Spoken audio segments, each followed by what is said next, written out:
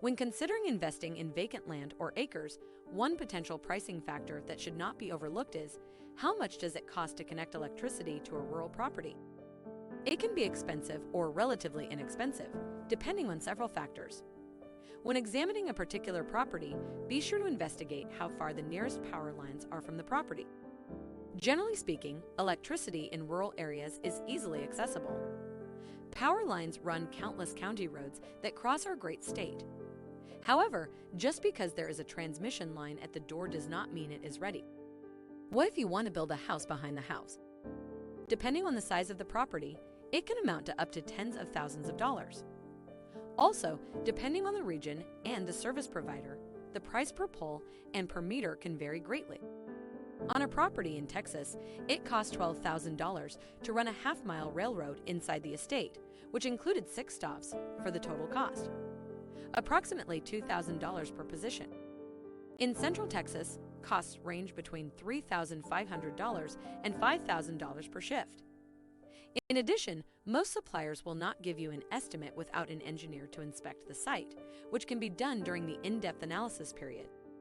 When introducing customers who buy, one of the first things I do when reviewing potential ads is to look at a map and see if there is electricity at the site or where the pole is closest to the electrical voltage.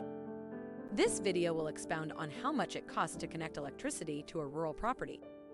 When it comes to procedure and price of electrical installation, the cost of electrical installation depends on the process and location, but you should expect to spend approximately $10,000 or more in most cases.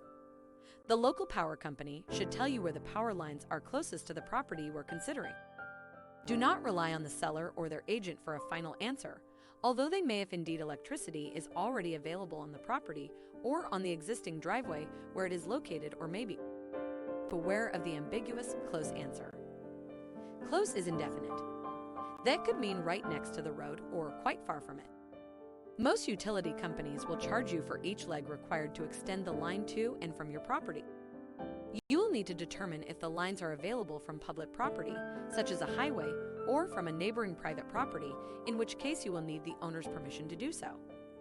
Often this is not a problem, but it can be a red flag for neighbors. Like many today, you might be interested in investing in solar energy.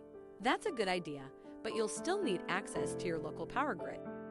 For some neighbors, it's a red flag when you request to use their line, so make sure you seek the owner's permission and don't make any irrational decisions.